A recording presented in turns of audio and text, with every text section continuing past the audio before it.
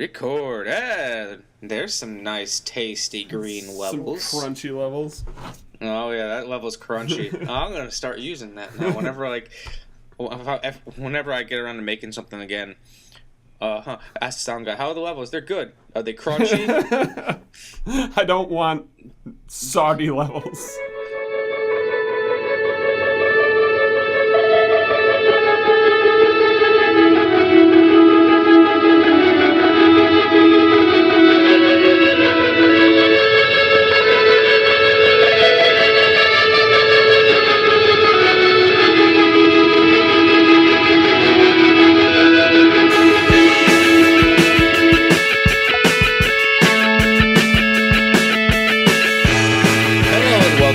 Episode of the Shamelist Picture Show podcast.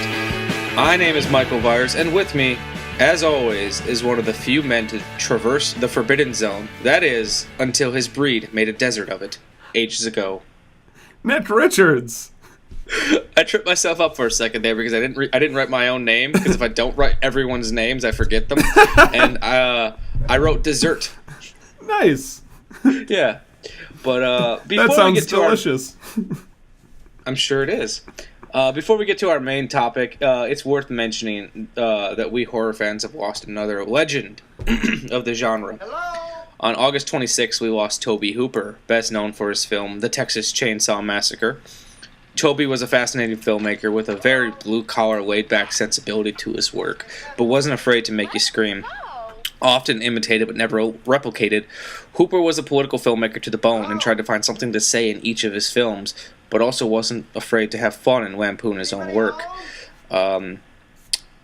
Nick, what do you have any favorites of our man Tobe?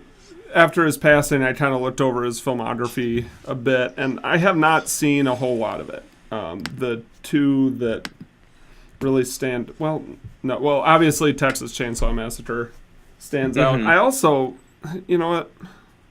I'm going to pull up his filmography because I have some doubts as to the accuracy of the list I pulled up in the first place. I looked up one of them to confirm, and it was not correct. Oh, that's unfortunate. Go to IMDb. Yeah, that's what I'm pulling up now. Okay. It's fun. It's funny. He worked with Steven Spielberg, and he looks kind of like Steven Spielberg in his IMDb picture. It's really strange. That dude kept on working. Yeah. So of course Texas Chainsaw Massacre, that's one that I saw either just at the end of high school or just in the beginning of college, that haunted me in a way that most horror films don't. Most horror films you can separate yourself from them, where Texas Chainsaw Massacre was so... It preyed on all of the same fears that were going on in that era of this fear of other people either kidnapping you or getting mixed up in the wrong crowd.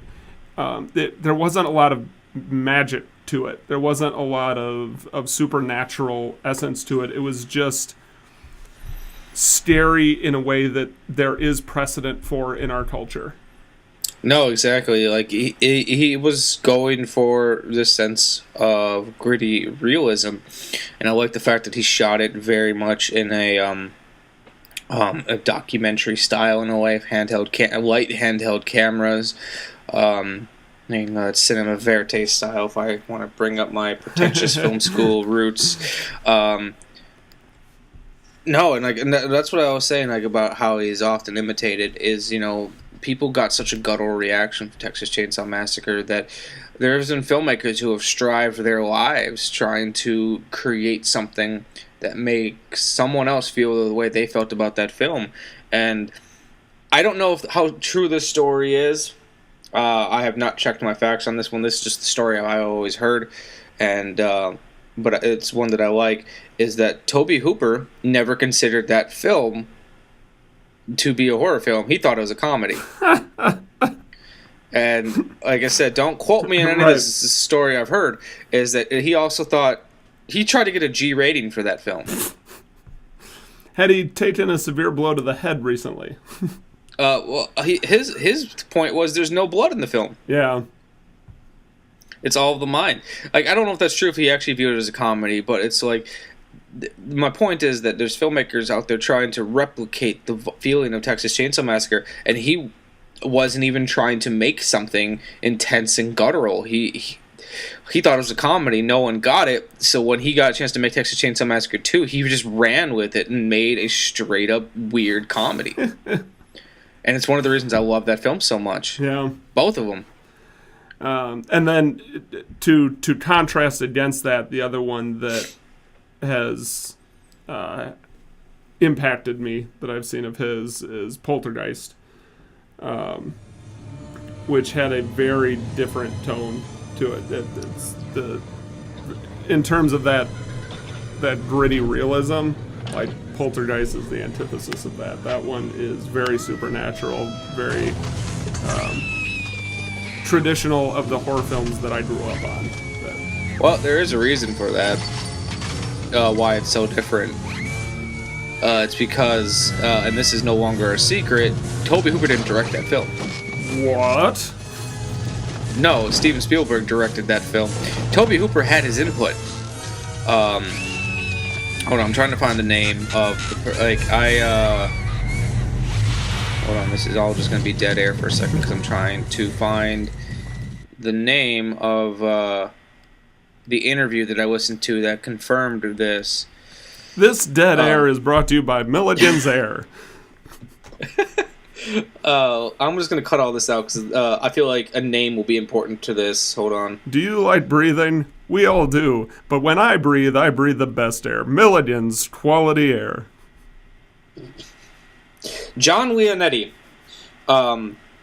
who his brother was his brother Matthew Leonetti was the director of photography on this. John was the focus puller and cameraman on Poltergeist, and so he was by the camera at all times. And he said that Steven Spielberg directed the majority of this picture, not because he was trying to like push Tobe Hooper out. He brought Tobe Hooper onto this film, pretty much him knowing that, hey, there's a potential director's strike coming up, and if that were to happen, I can't direct this film, and anyone who's directing this film has to be taken off of it. Tobe Hooper was not a member of the Directors Guild.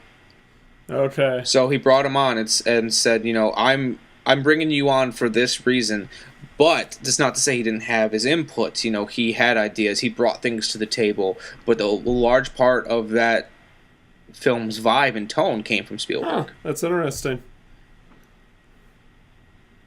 So there you go. So I guess then Texas Chainsaw Massacre is the only one that of his films that impacted. I guess, and like, you know, I'm glad I found out that, because like there's always been the talk. It's like, oh, like, you know, people always said, because you know it's the directing credit always says Tobe Hooper, uncredited Steven Spielberg, and people always take it as that like, oh, there must have been fights on set or something. No, Tobe Hooper came onto that set knowing that he was, I don't want to say a patsy, but he was there for name. It was a safety net. Yeah, and like the cameraman said, there's a picture that he loves that he said that he wants to post online at some point of his brother behind the camera. Oh no, his brother talking to a grip, setting up lights. He's right next to the camera, getting the focus right. Steven Spielberg is talking to the actors, and Tobe Hooper is sitting on a crate right next to the camera, talking to the effects guys. And it's like he's like, that is the perfect explanation of how this movie went down. Sure. Huh. Wow. So, I also recommend, if you're going to see any more of his films, Nick, Texas Chainsaw 2. Okay. Because I think it's fantastic. And here's another one where it's like he's making a horror film, but I feel like he's trying to make a comedy again. Eaten Alive. It's a killer crocodile movie. I know the box art from the old Blockbuster days. I also found out for the first time through IMDb that he directed the Billy Idol music video, Dancing with Myself. What? That's what IMDb says. Like, you know, take it for a grain of salt, but that's amazing. But no, anyways, Tobe Hooper, he's I don't want to say misunderstood because that makes it sound like he didn't have his appreciators, but he's one of the horror icons that I feel like kind of got a bad rap because of some inconsistencies in his catalog. But I feel like now it's good time. It's ripe for rediscovery. And I haven't even seen the movie, but I want to see Spontaneous Combustion because that title has me hooked. So that's Tobe Hooper. Nice.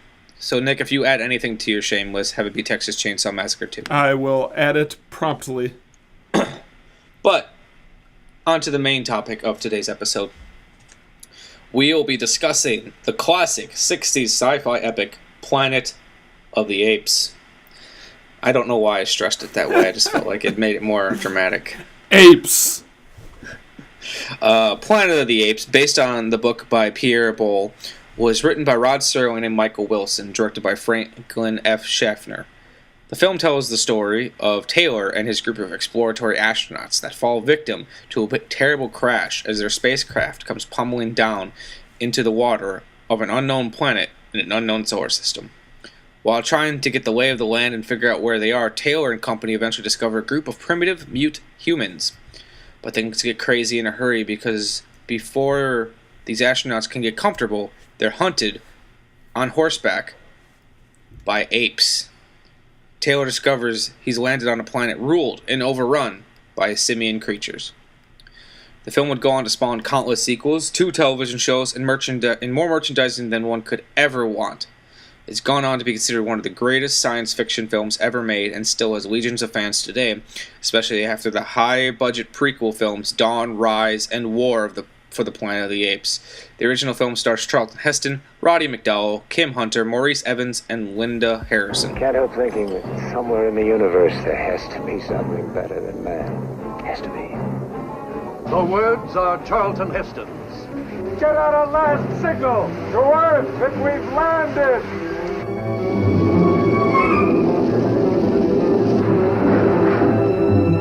The world he finds out in the galaxy will challenge every idea you've ever had of civilization. A planet where man is the lowest order of living things, and the superior beings are apes.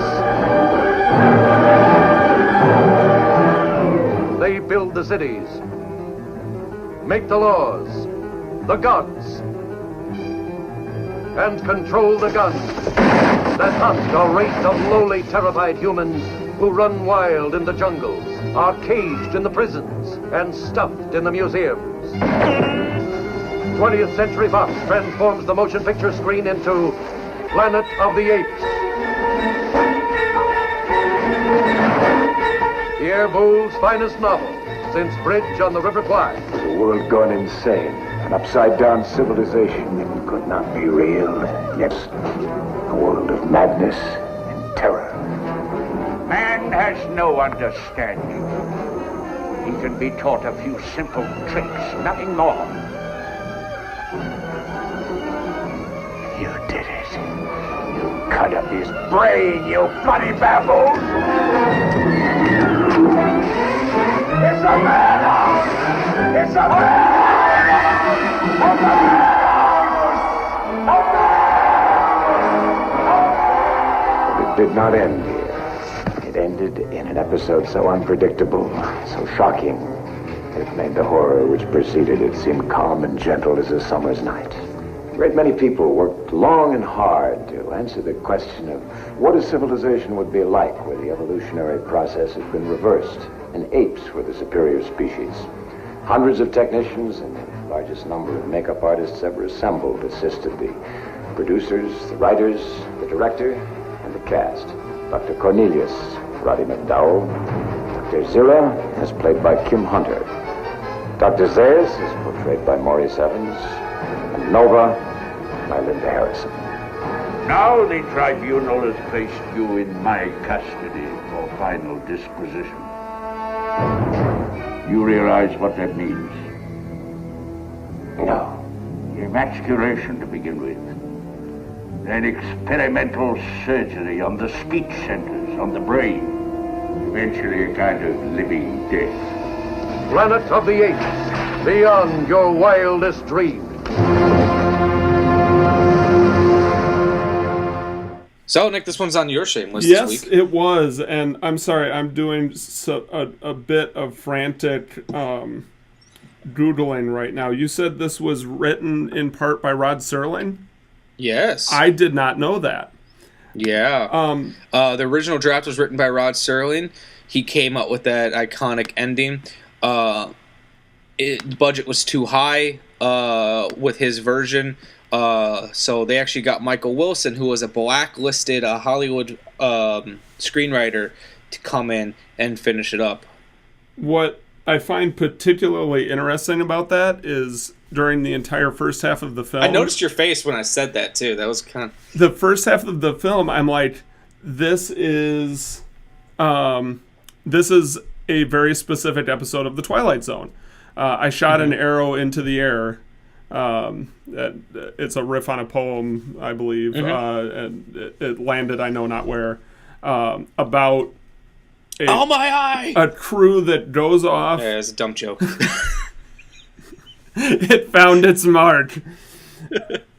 A crew that launches off into space, has some technical difficulties. They find a planet to crash land onto, and they're trying to survive on the deserts of this planet. That at the very end, after they've all betrayed each other and there's only one left, they realize that they've been on Earth the entire time. When was that episode? What was it called? I Shot an Arrow into the Air, I believe is the title. Twilight Zone. Yeah. Okay. Air date was January 15th, 1960. Interesting, because this movie predates that, or I mean, is after that. So that episode predates this. Right. This was 68. It's interesting because, like, this. Well, we don't have to worry about spoilers because anyone who's listening to this before they see the movie is the problem. In Pierre Boulle's original book, though, the big twist that they've been on Earth this entire time was not in the book. Okay. It was actually its own overrun planet. And Rod Serling, now knowing that he's recycling his own scripts, came up with that stinger at the end. Yeah, when you mentioned that name in the intro, I'm like, oh, that makes so much sense now.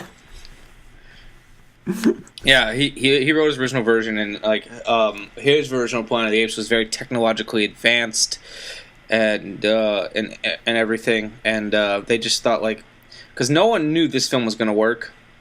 Yeah. No one figured it was going to work, so like they thought the budget was too high, and I think the producer, trying to figure which one it was, Arthur P. Jacobs, he was trying to get money from Zanuck. I think it was, I don't know if it was Richard. Yeah, it's Richard Zanuck. And he pretty much told him, it's like, if you can get this down to like $2 million, I'll give you the money. Okay. You just need to lower that budget. So they brought in Michael Wilson, who's got a very sad story as a writer. I don't want to get too far ahead of myself, but let's talk about your feelings before we get into the story of how this film came to be and just like start picking it apart. Sure. So overall, I enjoyed it. Okay. I'm not going to be a diehard, like it didn't change my film world by any means, though I think a certain amount of that, I don't know how much, is the fact that I've seen so many parodies of it that you know the story, you know the ending, like to the point where I didn't even realize until halfway through that I wasn't supposed to realize that they were on Earth the entire time. So that probably took something away from it. Yeah, I agree. Charlton Heston's acting style worked a lot better once he was in With the Apes. Like that overly dramatic style, like really rubbed me the wrong way when he was surrounded by other humans trying to survive out in the desert. While everybody else was trying to, like, you know, just be normal. And he's like, oh, as he chomps on a cigar, this planet is, why did you sign up for this trip then? Once he was with the apes, that made sense. Like, it worked. But before that, it really didn't for me. Yeah, I don't know. I found all that to be really amusing, too. And I also was surprised, like... It's Heston's style. You just kind of get used to it. But I was surprised about how good of an actor he was when he wasn't speaking. Like, no. Like, you have a face for radio. It's like he did a good job of communicating his thoughts through his face and his actions. Right. More so than because like when you hire Charlton Heston, you want the voice, you want the bravado, and it's like don't say anything for a third of the movie.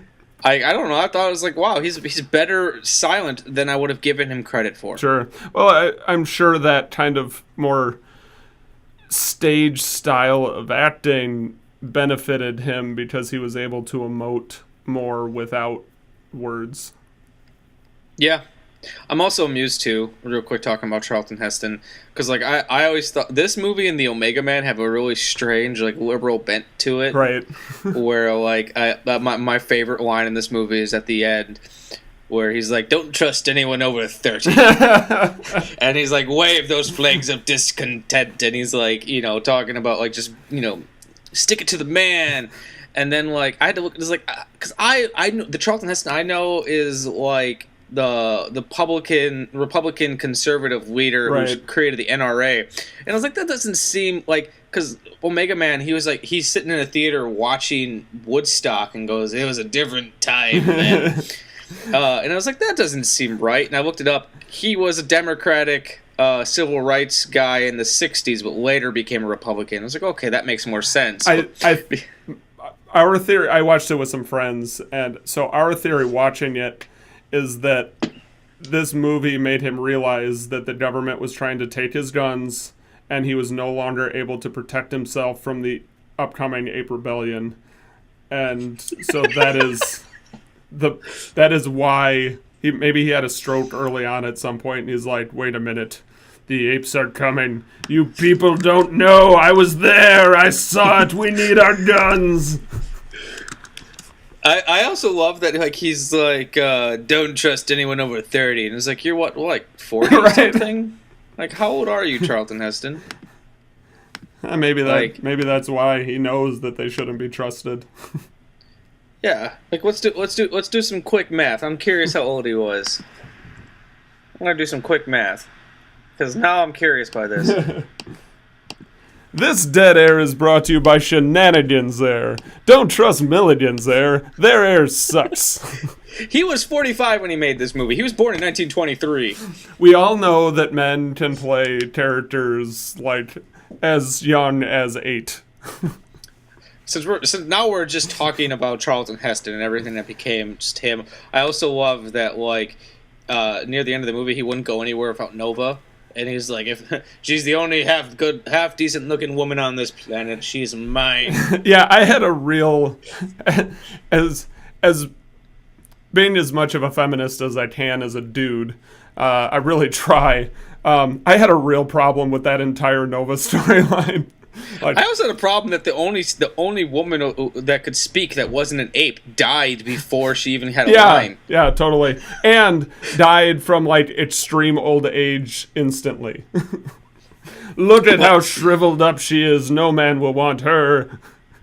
Well, she did die because, them traveling through time. Yeah, which also has been done in Twilight Zone episodes. There's the Rip Van Winkle caper, where they all seal themselves into these, like, body preservation things in a cave, and one of them, their pod gets ruptured. During that time, and most of them wake up, but one of them doesn't. Now it's looking more and more like Rod Serling just shuffled all of his episodes together and said, here's your script. Rod Serling, we need you to write this script. No problem. He's sitting there, I don't know what I'm doing. And first off, I'm ripping. I imagine he just dropped. He had a bunch of scripts in his hand. And he dropped them all. I was like, oh no! Shuffled them together. Just throw some monkeys in it. There you go. Well, there's also the episode of the Twilight Zone where it's just like us, or it's just like Earth, where there's a group of astronauts going out to explore. One of them is very nervous, so one of them says to the nervous guy, like, I have this theory where we're all made by God, whether it's us or aliens, so they all must be like us. Wherever we go, we're going to be able to relate to them on a basic level. So they end up getting there. The nervous guy is the only one that survives. And the aliens that they meet seem really nice, and they put him up in this nice house that is tailored to his needs as an Earthling. And then he realizes that he's actually in a zoo. He's trapped as an Earthling in a zoo, and he shouts out to the... He was right. They're just like us. They find something unique, they stick it in a cage so that everybody can come look at it. But that, again, like, is echoed in what happens to Charlton Heston's character when they find him and throw him in a box to study and, whatever. This segment of the Twilight Zone Hour was brought to you by Milligan's Air. Milligan's Air sucks! This is JP shenanigans. No, it's actually crazy. I've seen a lot of... I'm currently working through my goal of rewatching through all of the Twilight Zone because it's all on Netflix and Hulu currently. But I know I've seen a good majority of the episodes, but I'm remembering that I hadn't remembered a whole lot of them. And it's kind of interesting how much he's pulling from himself. And the only thing I could think of is it's like there's themes that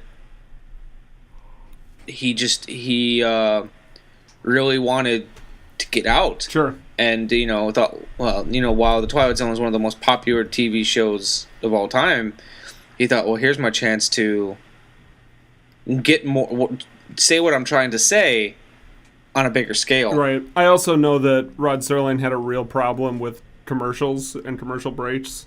There's a great quote from him, and I'm not going to be able to say it verbatim, which is a shame, but it's hard to tell a compelling story when you have to break every 7 minutes for cartoon bunnies to sell toilet paper or something like that. Be great. Would be fantastic if 'cause I haven't read the two scripts. If Rod Serling's script was completely different, and then Michael Wilson came in and just was like, I like Twilight Zone. Rod, you left out all of your best stuff. Don't worry, I got it. Going back to our love affair with Rod Serling real quick, one thing I thought was kind of great about him is like he really took his stories seriously. Yeah. And like whenever he would write something and he had to go in and pitch it to the office or whatnot, he would sit down and read every character and like do a very dramatic, realistic reading of how he wanted the script to come out. Nice. And I love that his dedication to it. And well, obviously you can feel Rod Serling's influence to this on this film, but we've already jumped around so much. I'm trying to process my feelings on it. Yeah. So we talked about time travel, and in this film, and one thing, and I thought this when I originally seen the film that I'm going to be mentioning here in a second. It's crazy how I can watch this film and see its influence still in cinema today. Like for example, when I saw Christopher Nolan's Interstellar, I kept thinking a lot of the spacesuit designs and the ways that their ships look and like a lot of their tech reminds me so much of Planet of the Apes. Okay. And there just feels like there's this influence between the two because like you could recut the trailer of Interstellar with scenes from Planet of the Apes, and I feel like it would work. Yeah. With the exception of Dunkirk, which I'll be saying this week, Interstellar is the only Christopher Nolan film I have not seen. I'm gonna tell you to see it because let me put it this way: when I first saw the trailers for that film, I was like, I have no interest in this movie at all. And then I heard it was going to be shown in 70 millimeter, and I'm a sucker for gimmicks like that. I was like, well, maybe I should go see it. And I left emotionally drained. Wow. And for a movie I didn't want to see it first. It's something. Yeah. You know, So- he has certainly earned my trust and would always give him the benefit of the doubt. But yeah, the lack of marketing or inaccurate marketing or whatever it was enough that it, with my current lifestyle and having the kids and it being so much work to get out and watch something or even sit down for 2 hours uninterrupted, it never made it to the table. Yeah, I will say though, if you watch it loud. Okay. Like if you have to wear headphones or something, that works too. But just like, it's better loud. I don't know. It's hard for me to explain what I mean. Like, you know, sometimes you see a movie that'll have a card that comes up that says "Watch this movie loud." It's like, that's the only thing I can think of. This is a top to what we use on stage, but it's very, very special because if you can see, the numbers all go to 11. Look, right across the board. 11, I see. 11, And most of 11, the and then amps go up to 10. Exactly. Does that mean it's louder? Is it any louder? Well, it's one louder, isn't it? Yeah, but this one goes up to 11. So with Planet of the Apes, we I guess I'm trying to refocus like everything that we've just said already. It's a very political film. Yep. And Pierre Boulle, when he wrote it while I'm trying to remember the exact story. If he wrote this one while he was a prisoner of war, or if that was Bridge Over the River Kwai. I think it might have been Bridge Over the River Kwai. But you know, he was an author who had a lot of things to say. He had a lot of comments he was trying to make about the ways that civilization was going. So by bringing in the two screenwriters they did, I'm going to be talking about the director very little in this one because I feel like the producers, the original author, and the screenwriters had a lot more to bring to this story than he did. Okay. Bringing in the two screenwriters they did was perfect because Rod Serling, we all know about his interest in civil rights and trying to comment on things and almost sneak things past people, because like that was the whole point of the Twilight Zone is connect with people about topics that they're too afraid to talk about in a way that you could easily swallow. Yep. And then what I was saying about Michael Wilson, how he's got a really sad story when it comes to this. He honestly has something he's really trying to say with this film. Michael Wilson was blacklisted in Hollywood during the because of supposedly being a communist. He wrote over 22 different screenplays, and near the end of his career, his name wasn't put on any of them. Wow. Like he originally wrote The Bridge on the River Kwai, and his daughter talks about him going to see that movie in the theater. And when the screenwriting credit comes up, his name isn't on there, and it drives him crazy. Sure. So here's a man who's being labeled as a communist, who's brought onto this film and said, "Hey, we want you to write this film with this very obvious political bent to it." And his daughter said that he wrote it with such anger when he was doing his version of it, because he said he had a lot to say. And so when you think of like a lot of Taylor's rants, well, over the top, knowing that there's something behind it, like is crazy, right? Like how, like because Bridge Over the River Kwai was also a Pierre Boulle story, and instead of having Michael Wilson's credit come up, they just said based on a book by Pierre Boulle. Okay. So he's ignored completely. Wow. You know, that could be another explanation of why, for me, Charlton Heston's performance made more sense in the second half, because what was being said had the emotional foundation to justify that level of delivery. Mm-hmm. Whereas the stuff in the first half is, you know, we're just crash landed on a planet and he doesn't really seem to care. He's like, yep, I came out here to die, basically, and have fun doing it. Yet it was still so over the top there that it clashed with the tone with the seeming tone. But later on in the film, like you're saying, like especially like there's that line where like when he gets his voice back, and doesn't he say like "Get your damn hands off me," and like that's the proof that he can speak. Yep. Like he gets better in the film at that point. Yep. Like it's like you said, I think it's being motivated for something. And while I don't know for sure, I'd like to believe that a lot of those courtroom scenes were written by Michael Wilson.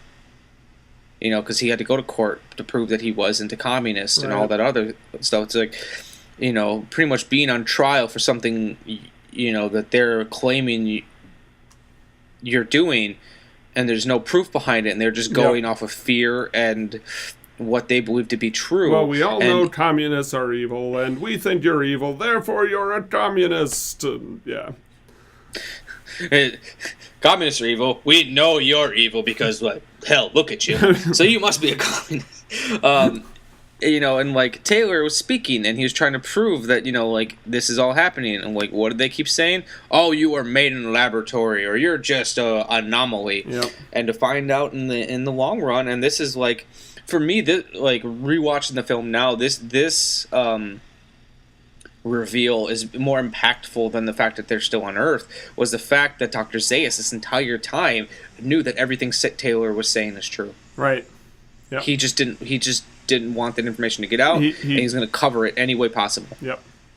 Oh, another Twilight Zone reference when they're in God damn it! When they're in the caves and they find the doll and it mama, totally, like, again, not knowing watching it that it was Rod Serling, reminded me of the Talking Tina episode. Oh my God, Talking Tina. So horrifying, that episode. Yeah. Probably one of the scariest Twilight Zone episodes for me.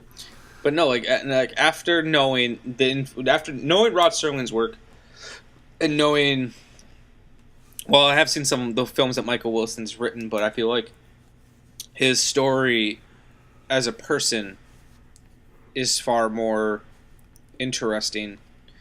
It's really interesting. You can kind of see like who wrote what, where it came from, and, right? Yeah, because except Michael Wilson, he the fact that he wrote some of the biggest films of all time, The Bridge over the River Kwai and Lawrence of Arabia, and he was not credited. Yeah, that's brutal.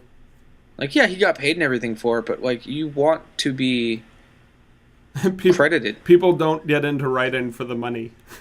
No, because it's a thankless job. Yeah. Yeah, I just felt like Michael Wilson's story really had to be touched on, because I think it's an important part of what makes Planet of the Apes so biting. And while the film is dated, it really is. Like, I think at the time, I'm sure, like, it probably unsettled some people. Oh, absolutely. Like, I was talking to Amanda, and she thought, like, some of the political stuff was a little on the nose, but it's like, this is 1968. Yeah. You didn't, unless you're doing a film of, like, for example, The Bridge over the River Kwai, where you're doing a film about a specific event and there's politics involved, you didn't comment on politics. Right. And it wasn't on the nose in the way that, like, say, Avatar was, where you spend it the whole time, like, eye rolling. Mm-hmm. They didn't hide it. It wasn't subtle, but it also wasn't obnoxious.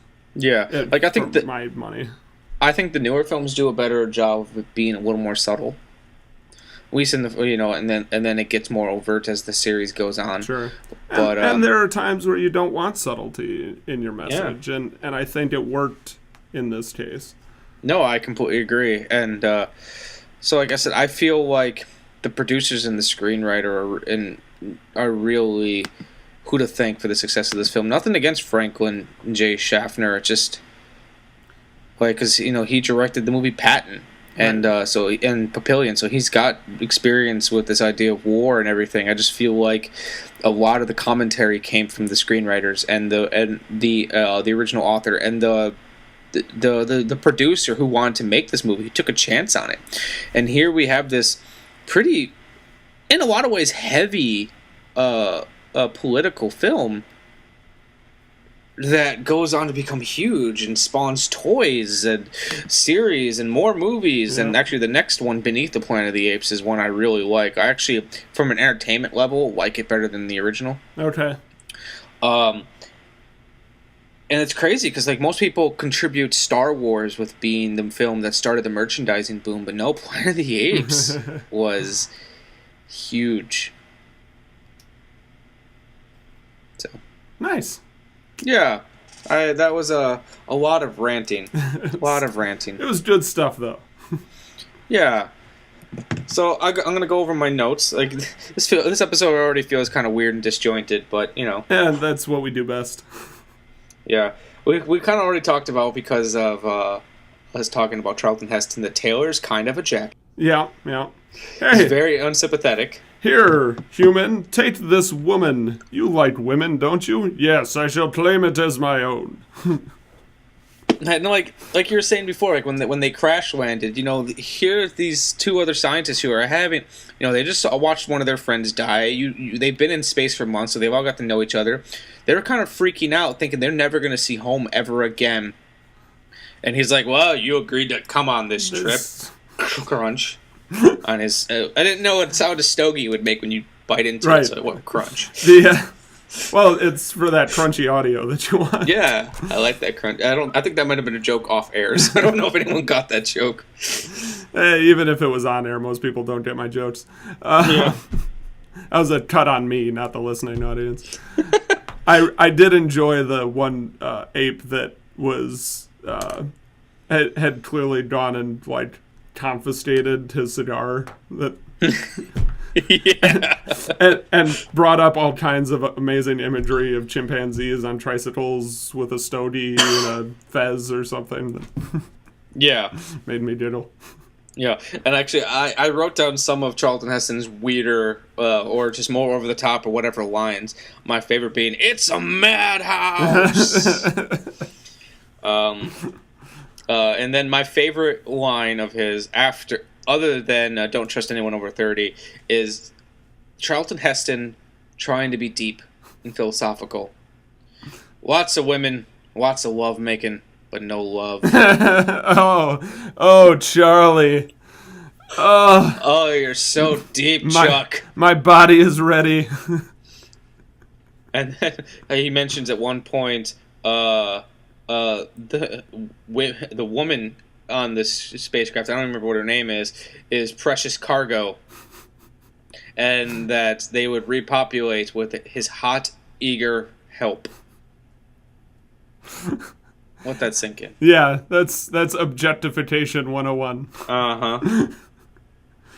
So, as liberal as the film is and was, clearly also a victim of Sexism. Yeah. A little bit. A smidge. Now, which screenwriter is going to take credit for that? I like to imagine it was all just improv by Charlton Heston. Right. Every day, the screenwriter's taking him aside. Dude, I appreciate what you're bringing to the film, but knock it off with the misogyny. Please, you are killing us. That's what they told me in the 10 Commandments. And you know what I told them? Repent, and thou shalt be saved, you damn dirty ape. I think you're getting your movies confused. As if there were no apes in the 10 Commandments? What was Vincent Price? Just Vincent Price. But he was shaved. Yeah, he shaved for the movie. So you shave a monkey and now you tell me that I can't treat women like objects. Get me a gun. You're also telling me you just shave a monkey and you get Vincent Price? What is this? That's not what we're saying, Charlie. You take my guns and now I can't protect humanity from the apes. They have guns themselves. They're riding horses, for God's sakes. I know this. I know we don't have a really big budget, but can we get a better actor in here? Oh, Calculon! Oh, and scene. You're all extremely welcome for that. So, Nick, you mentioned that, well, you didn't hate the film in any extent, but it didn't really, it didn't work for you on all levels. Well, I think like if we would have seen this in 1968, this probably be one of our favorite movies of all time. I got that feeling. Just like you said, knowing the references, knowing the fact that everyone's lampooned it. It's the reason why the reveal of Darth Vader in Return of the Jedi. Not Return of the Jedi, sorry, Empire Strikes Back will never be as impactful because of all the jokes and everything. And even had I not seen it in when it was released, had I seen it when I was like 12 or 14 even, in that time period before I was exposed to all of the pop culture crap and before I had defined my own film taste so much, I think it would have been much more impactful. That's actually gonna be my question. One, do you think it would have been more impactful, which you answered? Yes. And then two, where does this movie stand for you? Is it a movie you think you'll ever go back to, or is it just like you're glad you saw it, but move on? It's enough that I'm very interested in the franchise as a whole, particularly the new ones, because I had issues with, in particular, the misogyny of the original. So I'd like to see the modern take on it, but I'd also like to develop a foundation of some of the other films before I see the newer ones to put it in context with the rest. While you don't have to, because you can still enjoy. Because Amanda had never seen any of the other Apes films, but she absolutely loves the new ones. Okay, they're connected, but not in a way where you have to see them. Sure, you probably get a little more out of it. It's kind of it's a prequel. It's also kind of a reimagining. It's you can definitely see how what they're trying to do as far as things kind of lining up, but it's not it's kind of like how you don't have to see the original Mad Max to enjoy Fury Road. Okay. Because first time me and my mom were watching Planet of the Apes around when me and Amanda first got together, Amanda fell asleep, not because she wasn't enjoying the movie, just because she got tired. So this is the first time she had actually seen the movie, but she had seen all the new ones and she loves them. I'm still working through the original Apes franchise myself. I a couple years ago I watched Beneath the Planet of the Apes, and it's so weird. I don't want to spoil anything because there's some great what the fuck moments in that movie, but they do a better job of showing civilization before it fell. Okay. At one point, and one of the characters is walking through an old subway station. Nice. So you get to see a little bit of what happened, right? Which is kind of cool. But no, I got all the films on a collection on Blu-ray for $14 from Walmart at one point. So I've got them all, yeah. And each one has the first one is maybe 60 minutes, but each film has got a making of documentary that continues the story of here's how the first one was made, and then after you watch the second one, you can watch how they continued on, and right. So that's pretty great in itself. Cool. Yeah. Let me continue to go through my notes. Yeah. This episode, we say this all the time, but this episode is weird because we unpacked so much during our initial thoughts. Then we're just playing cleanup now. Yeah. I think that's most of my notes. Let me scan through the Wikipedia page super quick to see if there's anything that pops out at me that I feel like I might have missed.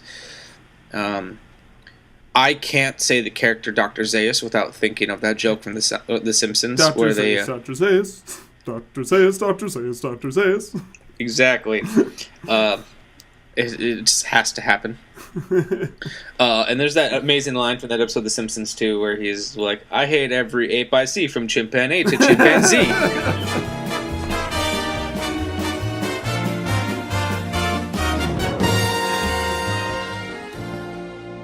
Help, the human's about to escape. Get your paws off me, you dirty ape! He can talk. He can talk, he can talk, he can talk, he can talk, he can talk, he can talk. I can sing! Ooh, help me, Dr. Zaius. Dr. Zaius, Dr. Zaius. Dr. Zaius, Dr. Zaius. Dr. Zaius, Dr. Zaius. Oh, Dr. Zaius. Dr. Zaius, Dr. Zaius. What's wrong with me? I think you're crazy. Want a second opinion? You're all so lazy. Dr. Zaius, Dr. Zaius. Dr. Zaius, Dr. Zaius. Dr. Zaius, Dr. Zaius. Oh, Dr. Zaius. Dr. Zaius, Dr. Zaius. Can I play the piano anymore? Of course you can. Well, I couldn't before.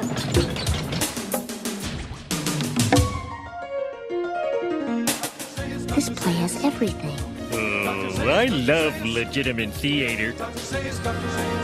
I hate every ape I see, from chimpanzee to chimpanzee. No, you'll never make a monkey out of me. Oh my God, I was wrong. It was Earth all along. You finally made a monkey. Yes, we finally made a monkey. Yes, you finally made a monkey out of me.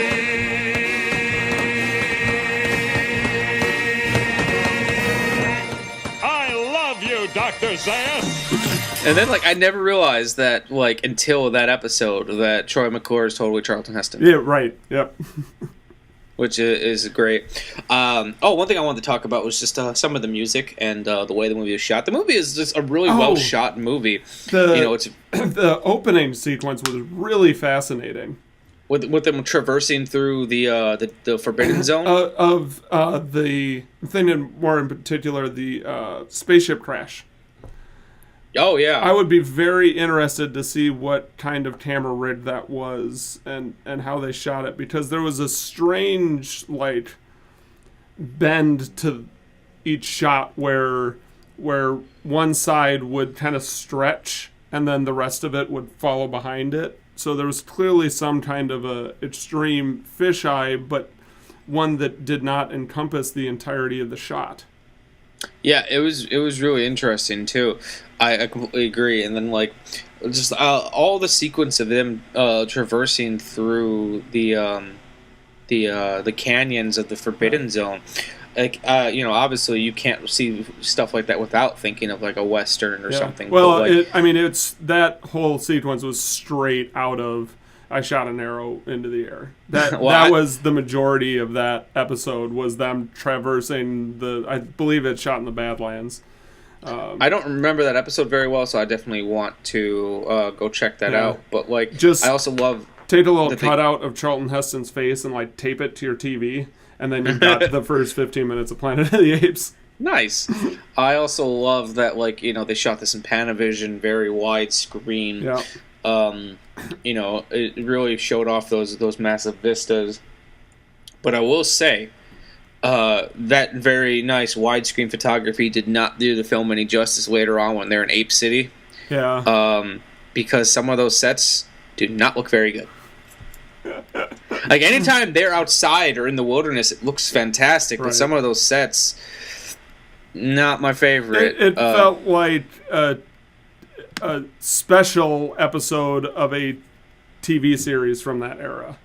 Like, they go to Hawaii, but they're still using sets, and they got nicer cameras for this one special, and so all of their TV style techniques aren't paying off. If I had to describe it, it's their interior sets are the equivalent of all of Star Trek's exterior sets. Right. They put all their money into Star Trek put all their money into the spaceship, that whenever they have to deviate from, they're like, oh, what are we gonna do? We's broke. I also want to talk a little bit about Jerry Goldsmith's score, and Jerry Goldsmith is a fantastic composer. For example, he did like the Star Trek: The Motion Picture. He did Chinatown, The Omen, Alien, so good. Gremlins, Total Recall. Like, he did so much, and I like that he did a very avant-garde score for this movie, something just a little different. And the Blu-ray I have has a isolated film score. Oh, nice. And I was just listening to it the other day when I was doing the makeup, or not doing the makeup, when I was doing the dishes. I was on the wiki page, and it said makeup by blank, and so I got confused. But I was listening to it when I was doing dishes, and I was like, this is just really bold. Yeah. Bold choice, because like Goldsmith is fantastic because he's very melodic, but anyways, Jerry Goldsmith, he's very melodic, and He writes some of the I have to say some of the most beautiful scores of all time, and the fact that he chose to do something, that's a lot of percussion and horns, but not in a very melodic way. I just thought it was really an interesting choice. Yeah, well, it was a time of more experimentation in art and film and music, and I think that was it. It had that vibe for me. Mm-hmm. And then we honestly can't talk about Planet of the Apes without mentioning, to an extent, the makeup. Right. Because, for 1968 to do full-body ape suits that aren't masks, they're actually, practical appliances. Yep. Roddy McDowall obviously is the best of them, all of them, because, he just found a way to emote through all that makeup as Cornelius. Because, Zero wasn't too bad. Maurice Evans was Dr. Zaius. There's times where he was barely even moving the mouth. But you could tell that, he was struggling with it a little bit. But, Roddy McDowall found a way to get so much out of that makeup. Yep. Though Dr. Zaius, I think it wasn't... Dr. Zaius. From chimpanzee to chimpanzee. I think it worked because of... he was more of a sullen character, and maybe that was part of the challenge was trying to get strong sullen through, but it didn't play as stiff for me because it made sense for the character. Yeah, it wasn't stiff. It just there's times where his mouth wasn't really moving, and I was he probably doesn't because he's probably under his mask doing a very specific performance, but not realizing that it's not translating to. Right. But anyways, it's not a knock on him because he's such a great villain. And I was saying to Amanda, there's things about this movie that work today in our current political climate. Oh, absolutely. Zaius, he there's just you wouldn't there's characters like him in our world today. Well, one of I think it's in part why this film keeps getting spoofed. Futurama did one not too long ago, but after they were rebooted, where I believe the character's name is Dr. Banjo, gets into an argument with the professor about the missing link, even though they've come up with 37 missing links. Dr. Banjo believes that they aren't connected because there's also another missing link in this chain, and between robots and humans, maybe. I remember the episode ends up going into how man created robots, but there's a lot of that political and the politics of religion and how religion influences policy in that episode that they pulled from Planet of the Apes. There's also some references I never got were from later films of the Planet of the Apes in Futurama that I didn't get until I saw them, and there's one that I really want to tell you, but I don't know if I don't want to spoil it for you because it's amusing to catch on your own. But no, they make reference there's things that they did in Futurama that I didn't even realize were references to later Apes films, right. Which is kind of great. I think we're kind of winding down with everything we wanted to talk about. I think so. Is there anything else? Parting words, thoughts, Nick? I don't think so. I'm glad I watched it, and I did enjoy it. I got a lot out of it. I can see why it is still spoofed today. I think it's an important film. If not, it's certainly a victim of its time, and there are problems with the film that I got hung up on it sounds like the newer films aren't a victim of. I do wonder how much of that was Charlton Heston himself and how much was the creative team that put it together. But no, overall it was enjoyable, and I'm glad I saw it. Good.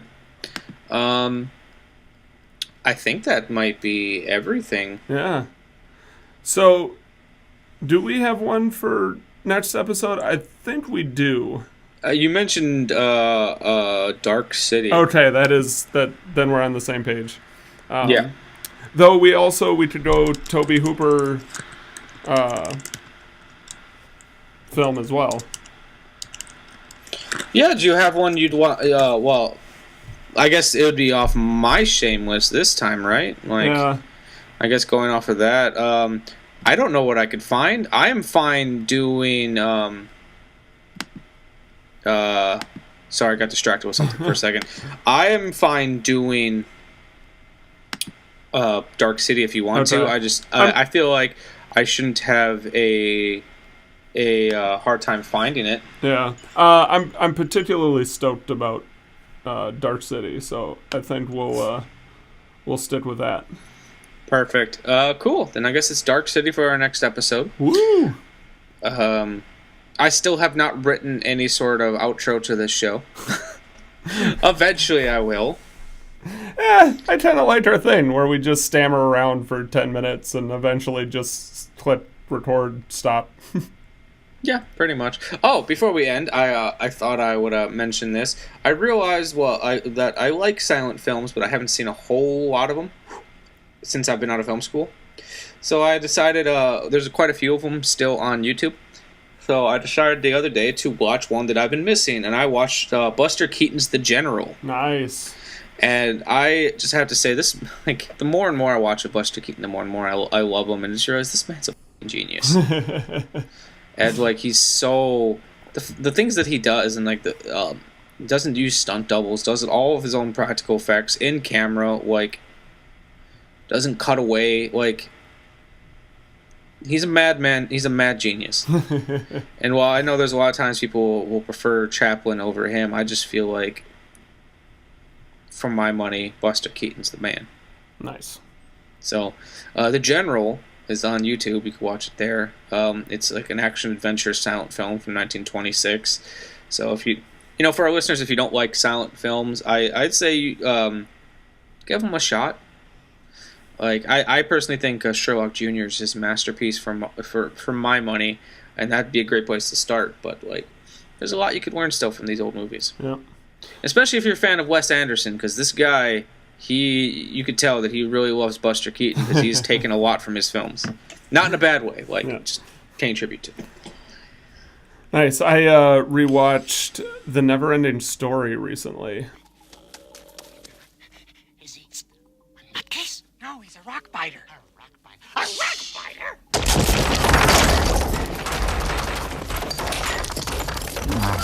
The Never-Ending Story. Which is so great. So great. I remember as a kid really liking the sequel. I don't know if it holds up, though. It does not. Oh. Jonathan I like the Brandis. idea of... I just love the idea of Bastion being in the book, and I don't know.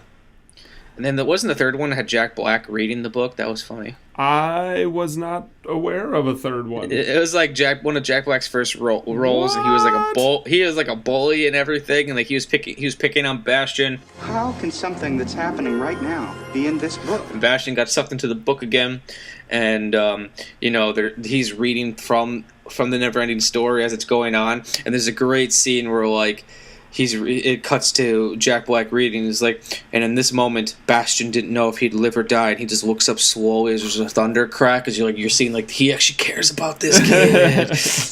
Jack Black, Never-Ending Story 3. All right, well I have to add that to my Shamelist now. It's not one we actually have to talk about, but you should at least see it. But anyways, continue talking about Never-Ending Story. I cut you off so I can talk about 3. That's all right. That was just how much I love it.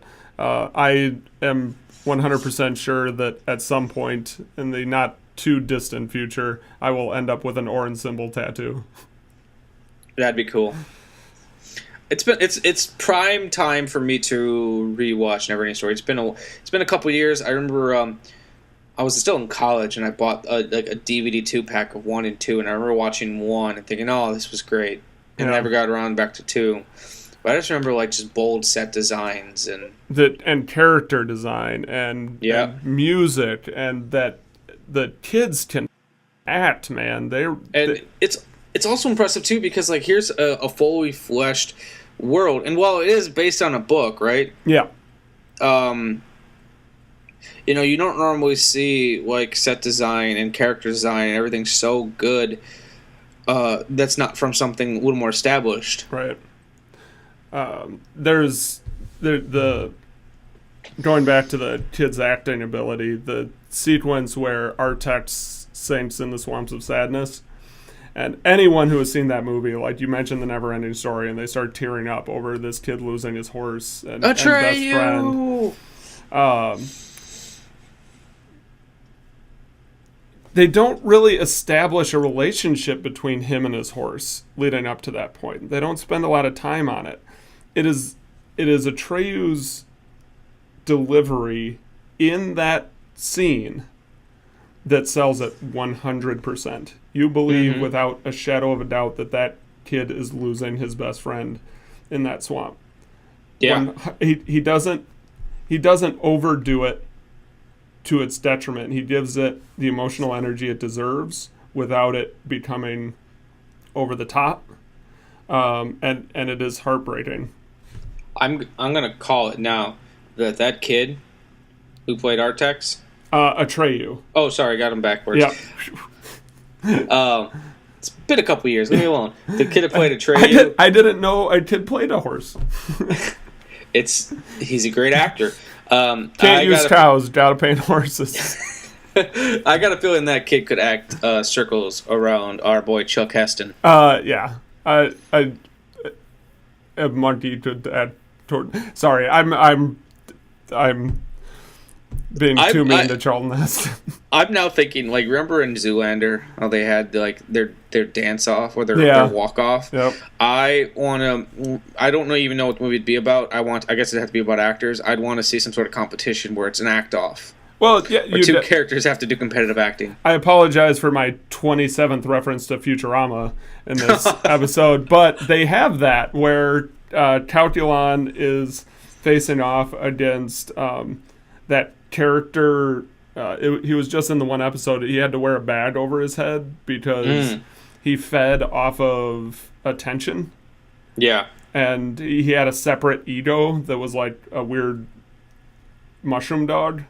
And they do at some point have an act off where Calculon is doing Romeo and Juliet, and then this other guy is doing a scene from Beantown Buddies where he's just like, he has this heavy Boston accent and is mourning over the loss of his friend.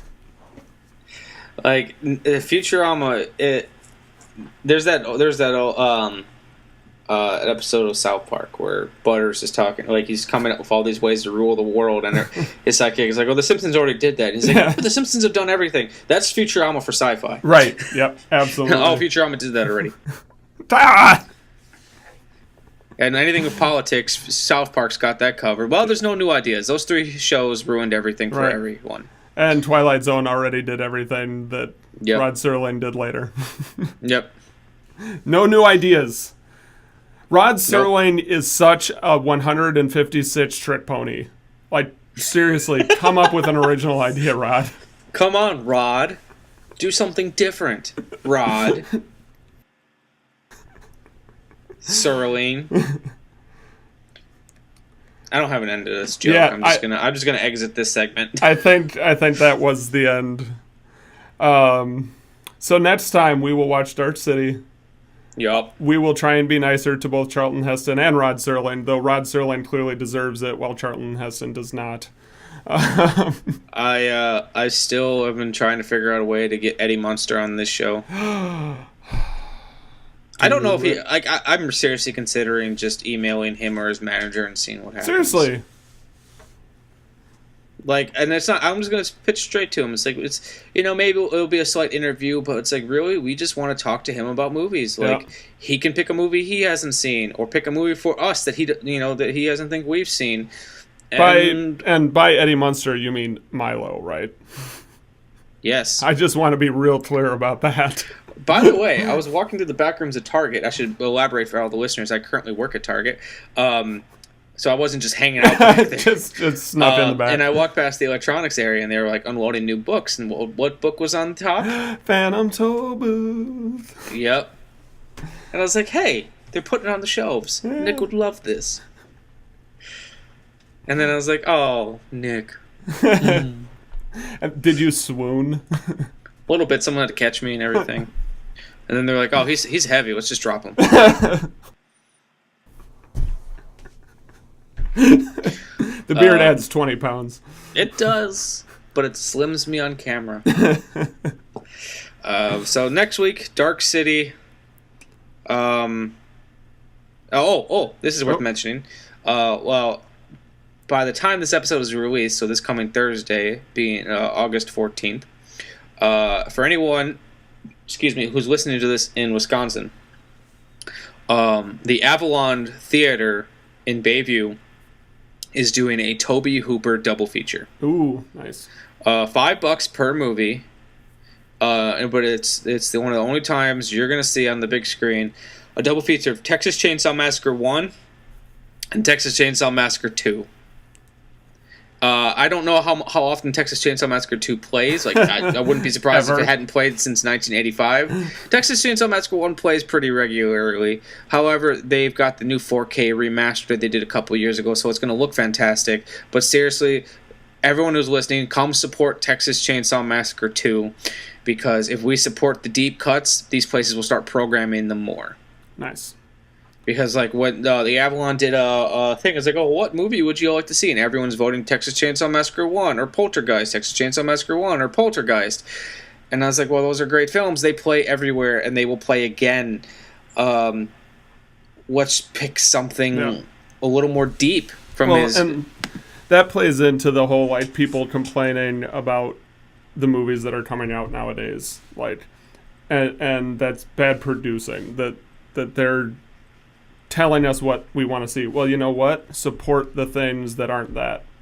If you want to see something different in the theater, go see something different when it comes out, and that will prove to them that there's money to be made there.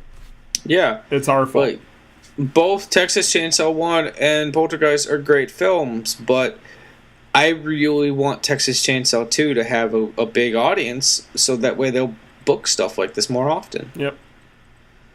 The reason the New Beverly Theater in Los Angeles does so well is because they got a rabid fan base that will come see strange movies that no one's ever heard of.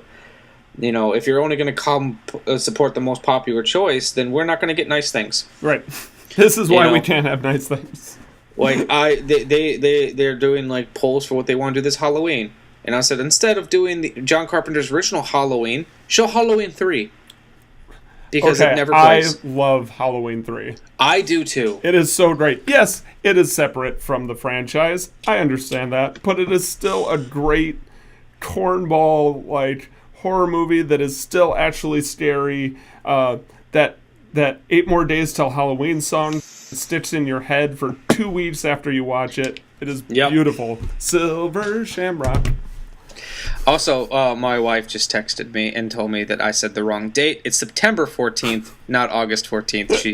September 14th. Bunch of people showing up in the past. But by the time you're listening to this, if you listen to it on time, come tonight and see Texas Chainsaw Massacre 2. It has the greatest chainsawing scene set to Oingo Boingo that you will ever see. And if you need any more justification than that to see it, Dennis Hopper double wielding chainsaws fighting Leatherface. Done. Like, if you don't like this movie, then you just don't like cinema. Then you are wrong. Your opinion is bull. Like, and I just love that Tobe Hooper directed it and pretty much said, well, I'm just going to spoof my own movie. And just make something so off the wall. You'll never forget this movie. I've showed this movie to people who don't like horror films, and they're like, they left, like, maybe not necessarily liking it, but like, I'm never gonna forget that movie. Right. Like, at one point, like, Leatherface grabs his chainsaw and like starts thrusting it like it's his member, like it's his little chainsaw, and like, there's just scenes that you'll never forget. So, I hope you will now forever call your member your little chainsaw. No, I'd call it my big chainsaw. I don't have a bigger chainsaw. All right, Nick, let's wrap this up. Yep. All right. You have a good one. We'll talk soon. Everyone, thank you for listening. While we don't have an official outro, I got to keep remembering. Please let us, if you like what we're doing, like and rate us on iTunes. Subscribe on whatever device. It really helps us out. We're trying to find sponsors and get people interested in the show. If they know you're listening, that helps. Like, we really appreciate when you tell us personally, like, oh, I really like that episode. Tell us on the Facebook page. Maybe we should post a picture, because I think what's going to do it is them knowing how giddy we get when somebody comments, and the two of us, like, text each other. We have these big grins on our faces, and we get derpy for a minute. And yeah, please, like, continue making us derpy. Make us derpy, but, like, let's get some conversation going on the Facebook page. And, you know, when I see something interesting that's relevant, I try to share it over there. But just let's keep the conversation going. And